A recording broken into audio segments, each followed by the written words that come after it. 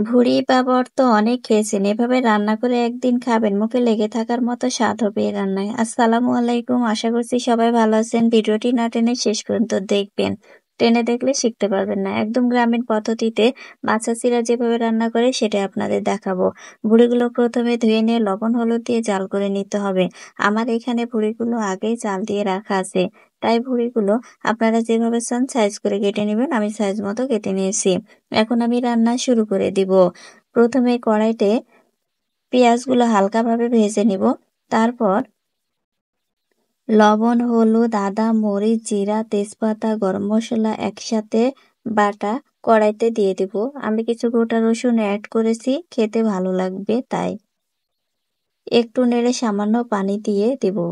মশলাগুলো কষানো হলে তাতে ভুঁড়ি দিয়ে দিতে হবে। ভিডিওটি ভালো লাগলে অবশ্যই আমার চ্যানেলটি সাবস্ক্রাইব করবেন, লাইক, কমেন্ট, শেয়ার করবেন। এভাবে আমাকে সাপোর্ট করবেন। ভুঁড়িগুলো কষিয়ে নেব অনেকক্ষণ। আর আমার এই ভুঁড়িগুলো কষাতে কষাতে রান্না হয়ে যাবে।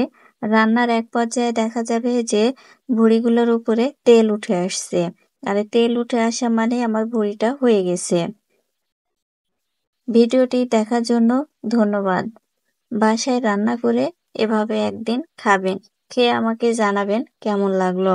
একদম গ্রামীণ পদ্ধতিতে আমাদের গ্রামে সবাই এভাবে রান্না করে।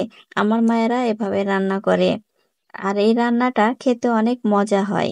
আর মজা লাগার কারণে ভুঁড়িটা অবশ্য সবার প্রিয়। কম বেশি সবাই ভুঁড়ি খায়।